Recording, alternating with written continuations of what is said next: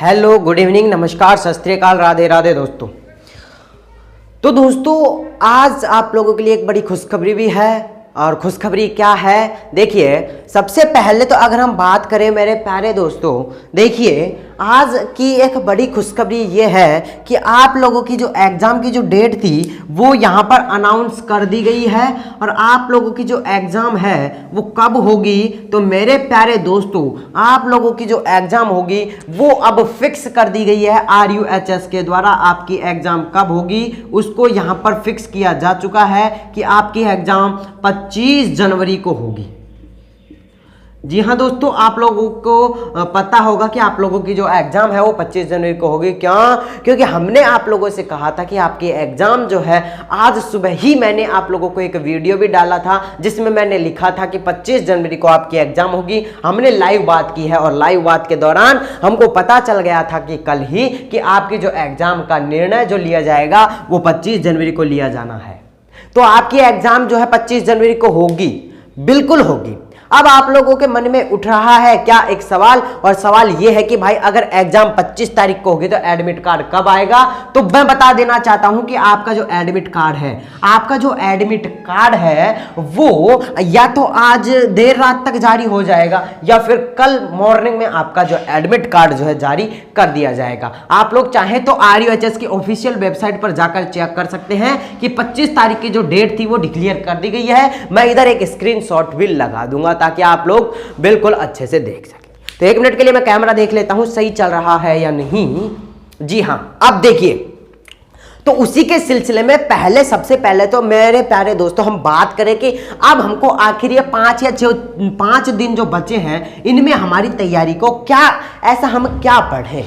तो सबसे पहले मैं बताना चाहूंगा मेरे प्यारे दोस्तों, सबसे पहले आप लोगों को पढ़ना है क्या, वो पढ़ना है, देखिए जितने भी प्रीवियस ईयर के जितने भी क्वेश्चन पेपर हैं वो आप लोगों को पढ़ने हैं। या फिर आप लोग वीडियो देख लेना, तो उनकी जो सारी वीडियो है वो मैंने मेरे चैनल पर डाल रखी है, यानी कि मैंने आप लोगों को सॉल्व करवा रखे हैं। 2014 से लेकर 2020 तक के जो मॉडल पेपर है मैंने अपने चैनल पर करवा रखे हैं। तो जाना और चैनल पर, मेरे चैनल पर जाना, वहां जाकर आप लोगों को वीडियो मिल जाएगी प्रीवियस ईयर के पेपर, ठीक है। या फिर मैं आज आप लोगों के लिए प्लेलिस्ट भी बना दूंगा जिसमें मैं प्रीवियस ईयर के पेपर की सारी वीडियो उसमें डाल दूंगा। पहली बात तो ये हो गई कि हम पढ़े क्या इन 5 दिनों में, कि हम किस चीज का रिवीजन करें। तो मेरे प्यारे दोस्तों हमको रिवीजन करना है किस चीज का, जैसा मैंने बताया कि 2014 से लेकर और 2020 तक के सारे मॉडल पेपर मैंने अपलोड कर रखे हैं, डाल रखे हैं। तो सबसे पहले आप लोगों को उनको देखना है। और चैनल पर नए हैं तो चैनल को सब्सक्राइब कर लेना है। टेलीग्राम चैनल का लिंक मैंने डिस्क्रिप्शन में दे रखा है, वहां जाकर आप लोग हमारे टेलीग्राम चैनल को क्या कर लीजिए, ज्वाइन कर लीजिए, क्योंकि वहां पर मैं आप लोगों को अब हर एक न्यूज देता रहूंगा।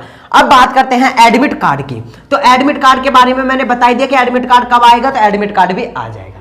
दूसरी चीज हम क्या पढ़ें, पहली चीज तो हम पढ़ लेंगे प्रीवियस ईयर के जो पेपर हैं वो हम पढ़ लेंगे, ठीक है। इसके बाद में आती है दूसरी चीज। तो दूसरी जो चीज है मेरे प्यारे दोस्तों वो आप लोगों को पढ़नी है कि आपकी जो जितनी भी तीनों किताब है, फिजिक्स, केमिस्ट्री और बायोलॉजी की, फिजिक्स, केमिस्ट्री और बायोलॉजी की किताबें हैं, उनके पीछे के जो MCQ है, उनके पीछे के जो MCQ है वो आप लोगों को पढ़ लेना है। पहली चीज क्या, पहली चीज ये मेरे प्यारे दोस्तों, पहली चीज आप लोगों को प्रीवियस ईयर के सारे क्वेश्चन पेपर कर लेने हैं।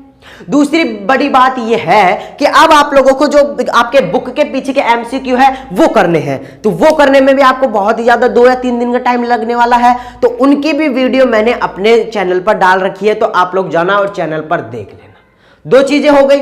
अब तीसरी बात यह करें दोस्तों कि आप लोगों के पास में होंगे क्या, विजय सर के जो वो है मॉडल पेपर, वो पढ़ने हैं आप लोगों को। क्या पढ़ने हैं, तो विजय एजुकेशन एंड न्यूज के, खुलेआम कह रहा हूं, विजय एजुकेशन एंड न्यूज के मॉडल पेपर पढ़ने हैं। क्या, विजय एजुकेशन एंड न्यूज के 15 मॉडल पेपर पढ़ने हैं। जिनके भी पास में नहीं है चैनल को सब्सक्राइब करके घंटी बटन को दबा के ऑल पर सेलेक्ट कर लेना। जिनके भी पास में नहीं है वो मुझे पर्सनल मैसेज करे, और व्हाट्सएप नंबर ये है मेरे कि व्हाट्सएप नंबर पर आप मुझे मैसेज कर देना 9828306559 पर आप मुझे मैसेज करें। आप मुझे इन पर मैसेज करें, मैं आपको तुरंत यहां पर जो फ्री में मॉडल पेपर दे दूंगा। पढ़ लेंगे ये सारी चीजें। ये 3 चीजें हो गई। अब इसके बाद में आप लोगों को क्या पढ़ना है, अब क्या करना है, तीनों चीजें पढ़ लेंगे। अगर नहीं है तो क्या करना है आप लोगों को, या तो मेरे टेलीग्राम चैनल पर जाए, वहां पर आप लोगों को मिल जाएंगे, या फिर आप मुझे मैसेज कर दे ताकि मैं आप लोगों को दे दूंगा। 5 बड़ी बात हो गई।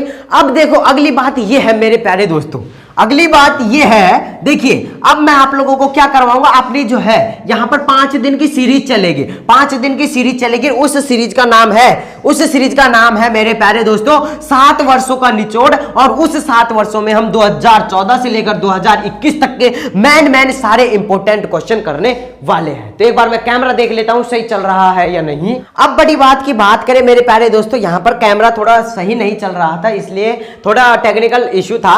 अब देखिए यहां पर हमारी जो सारी बातें हो चुकी है, अब आप लोगों का एडमिट कार्ड भी आज शाम तक हो जाएगा, देर रात तक जारी। यहां पर अब दोस्तों इसी कड़ी को आगे बढ़ाते हुए मैं बता देता हूं आप लोगों को कि आप लोगों को एग्जाम सेंटर पर आकर लेकर जाना क्या है। तो आप लोगों को सबको बता दिया भी होगा, लेकिन मैं शॉर्ट रूप से बता देता हूं। आप लोगों को 2 फोटो लेकर जरूर जाना है, एक आधार कार्ड आईडी प्रूफ, आधार कार्ड आप लोगों को जरूर लेकर जाना है, ठीक है। अब चलो अब बात कर लेते हैं अपने यहां पर।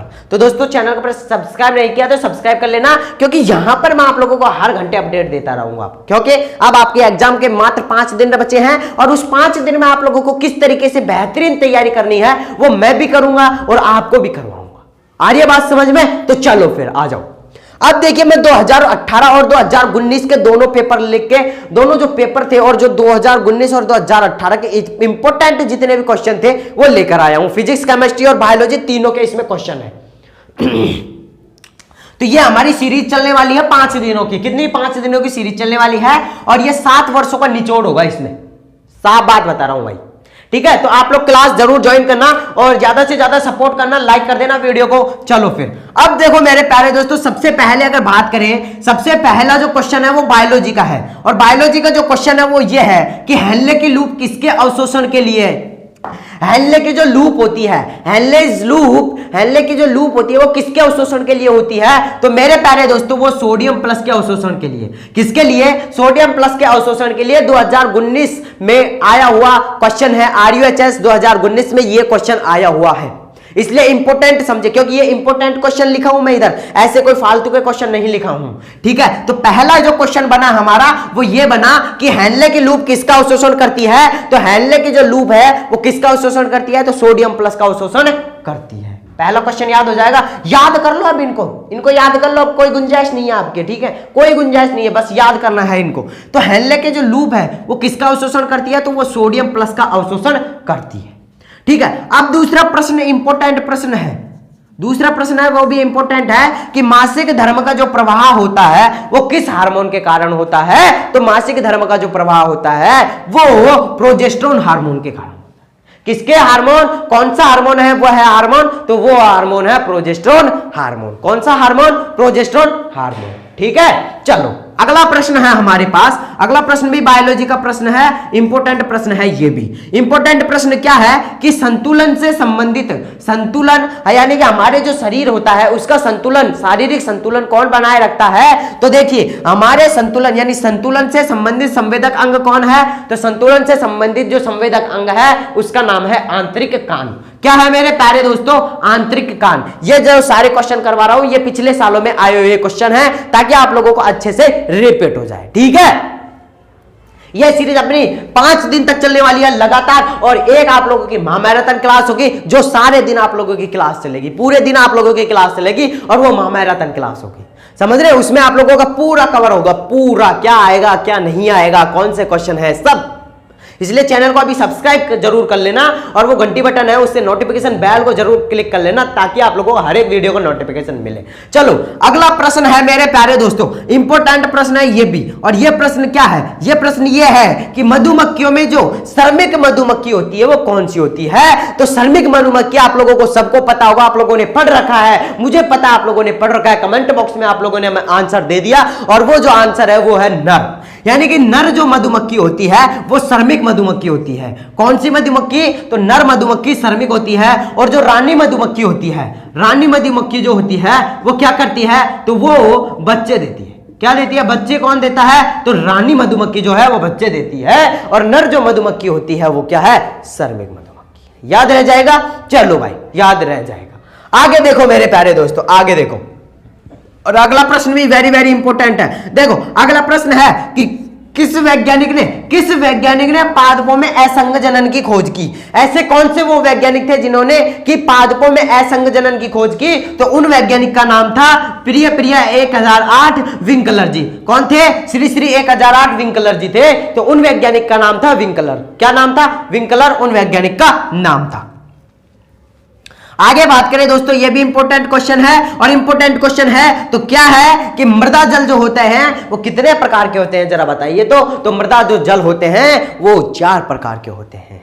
आप सभी को पता होगा कि मृदा जो जल होते हैं वो कितने प्रकार के होते हैं। तो मृदा जल होते हैं 4 प्रकार के। कितने प्रकार के होते हैं मेरे प्यारे दोस्तों? मृदा जल जो होते हैं वो 4 प्रकार के होते हैं। कौन कौन से? तो आप लोगों को कमेंट करना है कि कौन कौन से 4 प्रकार के मृदा जल होते हैं। तो मृदा जल जो होते हैं वो 4 प्रकार के होते हैं। कौन कौन से होते हैं ये सब आपको कमेंट कर देना है। चलो भाई अगला प्रश्न है। अगला प्रश्न यह है कि सर्वाधिक जल अवशोषण उपयुक्त ताप, यानी कि जो सर्वाधिक जो जल अवशोषण के लिए जो अधिकतम जो सर्वाधिक अवशोषण के लिए जो ताप है, ताप की बात करें मेरे प्यारे दोस्तों, सर्वाधिक जल अवशोषण के लिए ताप की बात करूं तो वो ताप क्या होना चाहिए? तो ताप होना चाहिए 20 डिग्री सेंटीग्रेड से 35 डिग्री सेंटीग्रेड। कितना?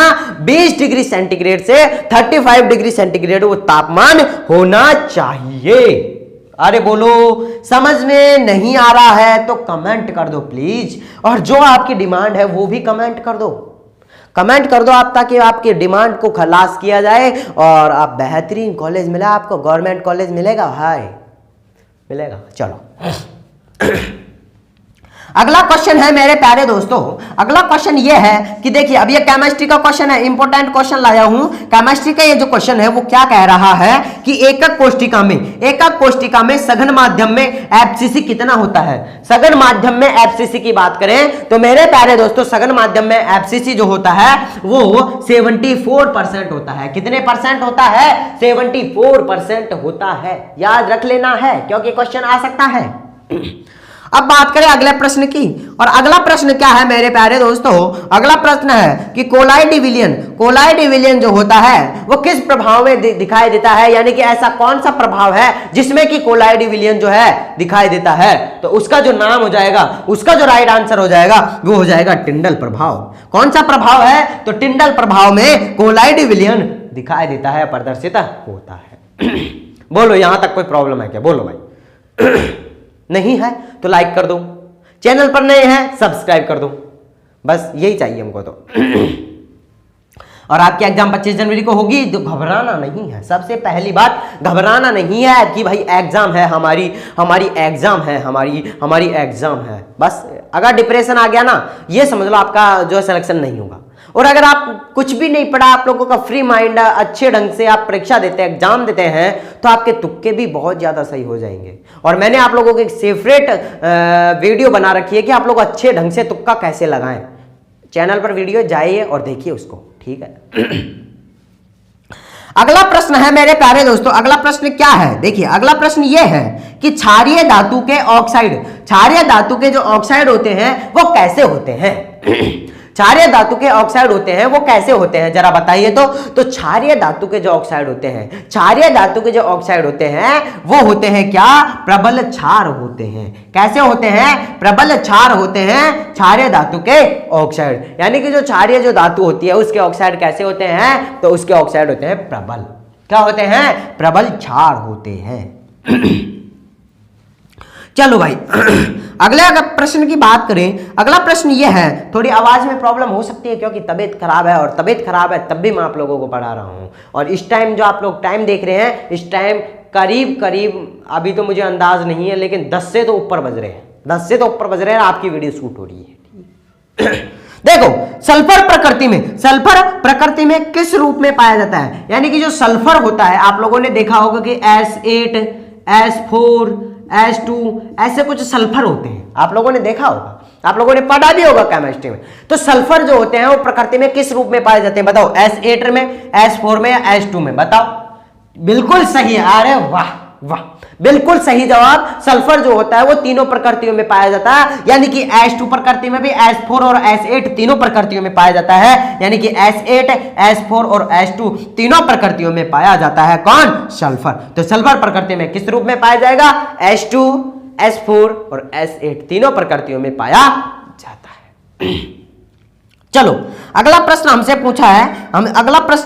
पूछा है कि एनिलीन कौन सी अभिक्रिया नहीं देता है? एनिलीन जो होता है वो कौन सी अभिक्रिया नहीं देता? तो एनिलीन जो होता है वो फ्रीडल क्राफ्ट अभिक्रिया नहीं देता है। अरे मेरे प्यारे दोस्तों, आपको पता होगा कि एनिलीन जो होता है वो कौन सी अभिक्रिया नहीं देता? तो वो फ्रीडल क्राफ्ट अभिक्रिया नहीं देता। कौन सी अभिक्रिया नहीं देता? फ्रीडल क्राफ्ट अभिक्रिया नहीं देता है। कौन? एनिलीन जो होता है वो फ्रीडल क्राफ्ट अभिक्रिया नहीं देता है।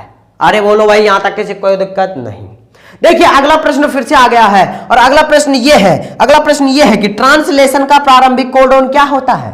आप सभी को पता है, कमेंट कर दीजिए। ट्रांसलेशन का प्रारंभिक कोडोन क्या होता है? AUG। क्या होता है? AUG होता है। ट्रांसलेशन का प्रारंभिक कोडोन AUG, याद रह जाएगा। चलो अगला देखते हैं। अगला प्रश्न हमसे पूछा है क्या कि चुंबकीय प्रेरकत्व का विमीय सूत्र क्या होता है?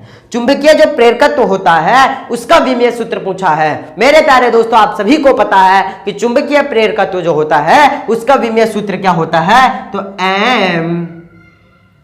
MT-2A-1 क्या होता है? MT-2A-1 होता है। किसका? तो चुंबकीय प्रेरकत्व का होता है। अब बोलो भाई, यहां तक किसी को कोई दिक्कत है क्या? बोलो, नहीं है ना? अरे होनी भी नहीं चाहिए ना। क्यों? क्योंकि आप पढ़ रहे हैं और ऐसे व्यक्ति बहुत हैं। देखिए एक बात बता देता हूं, बड़ी बात यह है, अगर फॉर्म भरा का आए हैं 23,000 अगर फॉर्म भरा आए हैं तो इनमें से एग्जाम देने वालों की संख्या कितनी होगी? तो इनमें से एग्जाम देने वालों की संख्या होगी 19,000, यानी 4,000 लोग तो ऐसे ही नहीं होंगे ना। और इनमें से भी जो एग्जाम सेंटर पर पहुंचेंगे वो कितने होंगे? तो एग्जाम पर सेंटर पर पहुंचने वालों की संख्या होगी कितनी? 16,000। कितनी होगी मेरे प्यारे दोस्तों? 16,000 होगी। और इन 16,000 में से और 10,000 ऐसे लोग होंगे जो पढ़ाई नहीं कर रहे होंगे। इनमें से 10,000 लोग ऐसे होंगे जो पढ़ाई नहीं कर रहे होंगे। मेरे प्यारे दोस्तों ध्यान रखना है। और इन 10,000 यानी कि बच्चे कितने? 6,000। मुकाबला टक्कर का है 6,000। 6,000 में से बहुत सारे लोगों को जो है डिप्रेशन में गए और बहुत सारे लोग अपने तनावग्रस्त होने के कारण इन 6,000 में से बचेंगे कितने? 3,000। और 3,000 में से जो गवर्नमेंट सीटें हैं वो कितनी है? 1,200। तो इन 3,000 में से अब आप लोग देख लो, 1,200 लोगों को आपको एक सीट नहीं ले सकते क्या? इन 3,000 में से मुकाबला टक्कर का होगा, लेकिन इतना भी टक्कर का नहीं होगा भाई। समझ रहे हैं? तो आप लोगों को क्या करना, मैंने पूरा प्रोसेस बता दिया। अब आप लोग तैयारी देख लेना किस तरीके की आप लोगों को तैयारी करनी है। आप लोगों की बेहतरीन तैयारी मुझे पता है। अगर आप लोग पिछले 2-3 महीने से भी अगर रेगुलर तैयारी कर रहे हैं तो आप लोग बहुत अच्छी जगह हैं। आप लोगों को गवर्नमेंट कॉलेज जरूर मिलना चाहिए। और मिलना चाहिए कि नहीं मिलना चाहिए? मिलना चाहिए ना। अगर मिलना चाहिए तो वीडियो को लाइक कर देना। अगर गवर्नमेंट कॉलेज लेना चाहते हैं तो चैनल को सब्सक्राइब कर लेना। इस चैनल को जिसने सब्सक्राइब कर रखा उसको गवर्नमेंट कॉलेज जरूर मिलेगी, इसलिए आप भी कर लेना भाई। आपके भी भाग आजमाए और गवर्नमेंट कॉलेज पाए भाई। देखो भाई, ये सब मजाक की बातें हुई और पढ़ाई पर ध्यान देना है। ये सब मजाक की बातें हुई। सब्सक्राइब करने से आप लोगों को गवर्नमेंट कॉलेज मिलेगी ऐसा कुछ नहीं है। ये सब मजाक कर रहा था मैं। सब्सक्राइब कर लेना और घंटे बटन दबा के ऑल पे सेलेक्ट कर लेना। और यहाँ पर ये जो पढ़ा रहा हूँ ना, इससे जरूर मिल सकती है आपको गवर्नमेंट कॉलेज। यहाँ पर ये जो मैं बता रहा हूँ इससे आपको लोग जरूर मिलेगी, आपको जरूर मिलेगी। आप जरूर मेहनत कर रहे हैं, बहुत अच्छे से आप मेहनत कर रहे हैं, क्योंकि आप लोग पिछले 2-3 महीने से डटे हुए हैं और पिछले 2-3 महीने से आप बेहतरीन तैयारी कर रहे हैं। तो चलो फिर इसी मुहिम को आगे बढ़ाते हैं। तो चुंबकीय प्रेरकत्व का जो विमीय सूत्र होता है वो क्या होता है? MT-2A-1 होता है। अगला प्रश्न है कि वायु में उत्तल लेंस की फोकस दूरी 10 सेंटीमीटर है। वायु में उत्तल लेंस की फोकस दूरी कितनी है? 10 सेंटीमीटर है। वायु में उत्तल लेंस की फोकस दूरी कितनी है? 10 सेंटीमीटर है। तो जल में कितनी होगी? जरा बताओ भाई। अगर वायु में उत्तल लेंस की फोकस दूरी 10 सेंटीमीटर है, तो जल में कितनी होगी? तो मेरे प्यारे दोस्तों जल में कितनी हो जाएगी? 4 गुनी, यानी कि 10 × 4 बराबर कितनी हो जाएगी? 40। यानी कि अगर मेरे प्यारे दोस्तों वायु में 10 सेंटीमीटर है, तो जल में कितनी हो जाएगी? तो मेरे प्यारे दोस्तों जल में जो हो जाएगी वो कितनी हो जाएगी? 40 सेंटीमीटर हो जाएगी। याद रह जाएगा? अरे बोलो भाई, याद रह जाएगा क्या? बिल्कुल रह जाएगा। ठीक है, चलो भाई अगला प्रश्न, क्योंकि ये प्रश्न आ सकता है इसलिए आप लोग याद रखें। ओके, चलो यहां तक देखिए, इस पोर्शन में किसी को कोई दिक्कत नहीं होनी चाहिए, क्योंकि बहुत ही अच्छे से इजी आराम से मैंने आप लोगों को समझाया, कोई जल्दीबाजी नहीं की है। ये हमारी जो सीरीज है वो 7 वर्षों का जो निचोड़ है, ये पूरे 5 दिन चलने वाली है, लगातार 5 दिन चलेगी नॉन स्टॉप। ठीक है, तो जरूर जुड़े रहिए हमारे साथ। अब देखो, अब अगला प्रश्न है हमारे पास कि पीएन संधि की जो मोटाई होती है उसका क्रम क्या होता है? तो पीएन संधि की मोटाई का क्रम कितना होता है? तो वो होता है 10⁻⁻6 सेंटीमीटर। कितना होता है? 10⁻⁻6 सेंटीमीटर होता है किसका? पीएन संधि की मोटाई का। और ये जो क्वेश्चन आया था, ये आया था 2018 में, यानी कि 2018 में ये क्वेश्चन आया था। अब आप लोग अंदाजा लगा सकते हैं कि इतने इजी क्वेश्चन अगर आ रहे हैं तो भाई हमारा तो सिलेक्शन पक्का है। क्यों? क्योंकि भाई हमने तो तैयारी इतनी कर रखी है। ठीक है, ओके भाई, हम समझते हैं आपका सिलेक्शन पक्का है। तो आप लोगों को मेहनत करते रहना, बस अपनी मेहनत को थोड़ा और इंक्रीज करना है, और आप लोगों को जहां से मिले वहां से पढ़ लेना है। ठीक है, चलो अगला प्रश्न है मेरे प्यारे दोस्तों, अगला प्रश्न बताइए है वान डी ग्राफ जनरेटर द्वारा उत्पन्न किया जा सकने वाला विभवांतर। वान डी ग्राफ जनरेटर द्वारा उत्पन्न किया जा सकने वाला विभवांतर, तो वो जो विभवांतर होगा वो होगा अनेक मिलियन वोल्ट। क्या हो जाएगा? अनेक मिलियन वोल्ट। क्या हो जाएगा मेरे प्यारे दोस्तों? अनेक मिलियन वोल्ट हो जाएगा। अगला प्रश्न है कि निर्वात में विद्युतशीलता की इकाई क्या होती है? अगर निर्वात में विद्युतशीलता के इकाई की अगर बात करें तो मेरे प्यारे दोस्तों वो क्या हो जाएगी? निर्वात में विद्युतशीलता की जो इकाई की बात करें तो वो हो जाएगी कूलाम स्क्वायर बटे न्यूटन मीटर स्क्वायर। क्या हो जाएगी? कूलाम स्क्वायर बटे न्यूटन मीटर स्क्वायर हो जाएगी। क्या? निर्वात में विद्युतशीलता की इकाई कूलाम स्क्वायर बटे न्यूटन मीटर स्क्वायर हो जाएगी। अगर आपको कोई भी प्रॉब्लम आती है तो आप मुझे जरूर टेलीग्राम पर मैसेज तो नहीं कर सकते, बट व्हाट्सएप पर कर सकते हैं। व्हाट्सएप नंबर ये रहा। ठीक है, चलो अगला क्वेश्चन है कि चुंबकीय पदार्थों की आपेक्षिक भेद्यता। चुंबकीय पदार्थ की आपेक्षिक भेद्यता अगर 0.9983 है, कितनी है? इधर देखिए कितनी है? 0.9983 है। तो वह पदार्थ, यानी अगर इसकी चुंबकीय भेद्यता कितनी है? 0.9983 है, तो वह पदार्थ क्या हो जाएगा? तो वो जो पदार्थ होगा वो प्रति चुंबकीय हो जाएगा। क्या हो जाएगा मेरे प्यारे दोस्तों? प्रति चुंबकीय हो जाएगा। क्या हो जाएगा? प्रति चुंबकीय हो जाएगा। अगर उसकी भेद्यता 0.9983 है तो वह पदार्थ क्या हो जाएगा? प्रति चुंबकीय हो जाएगा। ठीक है, अगला प्रश्न हमसे क्या पूछा है? अगला प्रश्न ये पूछा है कि तरंग दैर्ध्य यानी कि लैम्बडा की दो प्रकाश तरंगों के मध्य जो व्यतिकरण होने के लिए पथांतर कितना होगा? यानी हमसे प्रश्न ये पूछा है कि तरंग दैर्ध्य लैम्बडा की दो प्रकाश तरंगों के मध्य व्यतिकरण होने के लिए पथांतर क्या होगा? तो व्यतिकरण पथांतर, यानी व्यतिकरण के लिए हमारा जो पथांतर है वो कितना हो जाएगा? तो वो हो जाएगा n लैम्बडा। कितना हो जाएगा मेरे प्यारे दोस्तों? n लैम्बडा हो जाएगा। याद रह जाएगा? अरे बोलो भाई। ठीक है भाई, याद रह जाएगा। चलो अगले प्रश्न की बात करें मेरे प्यारे दोस्तों। अगले प्रश्न की बात करें कि अब ये केमिस्ट्री का क्वेश्चन है, पेंट में किसका उपयोग किया जाता है? यानी कि आप लोग घर पे, दरवाजों पर या कहीं पर भी अगर आप पेंट करते हैं तो पेंट की यहां पर बात की गई है कि पेंट जो होता है पैंट जो होता है, पैंट में किसका उपयोग किया जाता है? किसका उपयोग किया जाता है पैंट में? तो पैंट में ग्लिप्टल, किसका? ग्लिप्टल का प्रयोग किया जाता है। किसका? ग्लिप्टल एक पदार्थ आता है, यानी ग्लिप्टल का प्रयोग किया जाता है। किसमें? पैंट में किसका उपयोग किया जाता है? तो ग्लिप्टल का उपयोग किया जाता है। याद रह जाएगा। चलो भाई, अगला प्रश्न हमसे पूछेगा कि अकार्बनिक बेंजीन कौन है? अकार्बनिक बेंजीन क्या है, कौन है? तो मेरे प्यारे दोस्तों, अकार्बनिक बेंजीन की अगर बात करें तो अकार्बनिक बेंजीन जो होती है वो होती है B3N3H6 होती है। कौन होती है? B3N3H6 क्या होती है? अकार्बनिक बेंजीन होती है। बताओ भाई, कोई दिक्कत?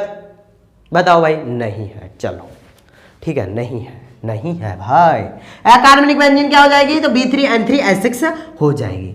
अगला प्रश्न हमसे पूछा है, अगला प्रश्न पूछा है कि विटामिन B12, विटामिन B12 में उपस्थित धातु, विटामिन B12 जो होता है, विटामिन B12 की बात करें तो उसमें कौन सी धातु उपस्थित होती है? तो विटामिन B12 में जो धातु होती है सभी को पता है, क्या होती है? कोबाल्ट होती है। क्या होती है मेरे प्यारे दोस्तों? कोबाल्ट धातु होती है। किसमें? विटामिन B12 में। इंपॉर्टेंट क्वेश्चन है सारे, इसलिए याद जरूर कर लेना भाई एक बार इनको, ठीक है। चलो अगला प्रश्न हमसे पूछा है केमिस्ट्री का है कि टेफ्लॉन, टेफ्लॉन एक बहुलक है, टेफ्लॉन एक बहुलक है। तो टेफ्लॉन जो होता है वो क्या होता है? एक बहुलक होता है। बट ये किसका एकलक है? तो टेफ्लॉन जो होता है वो टेट्राफ्लोरोएथीन का। किसका होता है? तो वो होता है टेट्राफ्लोरोएथीन। किसका? टेट्राफ्लोरोएथीन का एकलक होता है। कौन? तो टेफ्लॉन में एक बहुलक है तो वो टेट्राफ्लोरोएथीन का एक बहुलक हो जाएगा। याद रह जाएगा। चलो भाई अगला प्रश्न और वेरी वेरी इंपॉर्टेंट क्वेश्चन है, हर एक एग्जाम में ये देखा जाता है मेरे प्यारे दोस्तों। आज आप लोगों को, यानी कि कल आप लोगों को मैंने एक क्लास करवाई थी और उस क्लास में मैंने आप लोगों को कोरोना के इंपॉर्टेंट क्वेश्चन करवाए, लगभग 22 के लगभग उनमें मैंने कोरोना के क्वेश्चन करवाए हैं। तो वो कोरोना वाली वीडियो जरूर देख कर जाना, चैनल पर मिल जाएगी, क्योंकि उस कोरोना वाली क्वेश्चन यानी कि उसमें से आप लोगों के 2 क्वेश्चन जरूर आ सकते हैं कोरोना के बारे में, तो वो वीडियो जरूर देख के जाना, ठीक है। अगला प्रश्न है, अगला प्रश्न ये है कि प्राकृतिक रबड़ किसका एकलक होता है? यानी कि जो प्राकृतिक जो रबड़ होता है, प्राकृतिक रबड़ की अगर बात करते हैं मेरे प्यारे दोस्तों, तो प्राकृतिक रबड़ किसका एकलक होता है? तो वो होता है आइसोप्रीन का। किसका होता है? आइसोप्रीन का। याद रखना है, आइसोप्रीन का एकलक होता है। कौन? प्राकृतिक जो रबड़ होता है वो आइसोप्रीन का एकलक होता है। किसका? आइसोप्रीन का एकलक होता है। अगला प्रश्न है कि टीकाकरण, और आज का लास्ट प्रश्न है मेरे प्यारे दोस्तों, इंपॉर्टेंट है कि टीकाकरण की शुरुआत सबसे पहले किसने की? जरा बताइए, एक बार कमेंट कर दीजिए फटाफट से, देखते हैं सबसे पहले किसका कमेंट आता है। वेरी गुड, वेरी गुड, बहुत अच्छे आप लोगों के कमेंट। अभी थोड़ी देर बाद में मैं देख लूंगा, क्योंकि अभी मैं क्लास रिकॉर्ड कर रहा हूं इसलिए मैं नहीं देख सकता। तो टीकाकरण की अवधारणा सबसे पहले किस वैज्ञानिक ने दी? तो टीकाकरण की जो सबसे पहले किस वैज्ञानिक ने दी? तो उन वैज्ञानिक का नाम है एडवर्ड जेनर। क्या नाम है मेरे प्यारे दोस्तों? एडवर्ड जेनर उन वैज्ञानिक का नाम है जिन्होंने की टीकाकरण के बारे में सबसे पहले बताया, यानी टीकाकरण की जो अवधारणा दी थी, अवधारणा की अगर बात करें तो वो अवधारणा किसने दी थी? वो अवधारणा मेरे प्यारे दोस्तों एडवर्ड जेनर साहब ने दी थी। तो मेरे प्यारे दोस्तों यहां तक मैंने आप लोगों को 2018 और 2019 के जो भी इंपॉर्टेंट क्वेश्चन पेपर में आए थे वो सारे क्लियर करवा दिए हैं। इसी तरीके से हम आप लोगों की सीरीज चलाएंगे, 7 वर्षों का निचोड़ वाली सीरीज, यह डेली आप लोगों की चलने वाली है। तो दोस्तों वीडियो पर लाइक जरूर कर देना, आप लोगों ने लाइक नहीं किया है, मुझे पता आप लोग पढ़ाई में इतने ज्यादा लीन हो गए कि आप लोगों का अनर्गल चीजों पर ध्यान ही नहीं गया। बट अब हमारी क्लास खत्म हो चुकी है, तो आप लोग वीडियो को लाइक कर दीजिए और चैनल पर नए हैं तो सब्सक्राइब कर लीजिए, आप हमारे परिवार का हिस्सा बन जाइए, ताकि आप लोगों को भी हम गवर्नमेंट सीट दिलवा सके, ताकि हमारा कुछ योगदान रहे गवर्नमेंट सीट लेने और दिलाने में। समझ रहे हैं मैं क्या कहना चाहता हूं? तो मेरे प्यारे दोस्तों, चैनल पर नए हैं तो सब्सक्राइब जरूर कर लें, साथ ही घंटी बटन को दबाकर ऑल पर सेलेक्ट कर लें। और मैंने आप लोगों को टेलीग्राम चैनल का जो लिंक है वो डिस्क्रिप्शन में नीचे दे रखा है, तो वहां जाकर आप हमारे टेलीग्राम चैनल को भी ज्वाइन कर लें। तो फिर मिलते हैं नेक्स्ट क्लास में अपने 7 वर्षों के जो निचोड़ है उस सीरीज में। जब तक के लिए जय हिंद।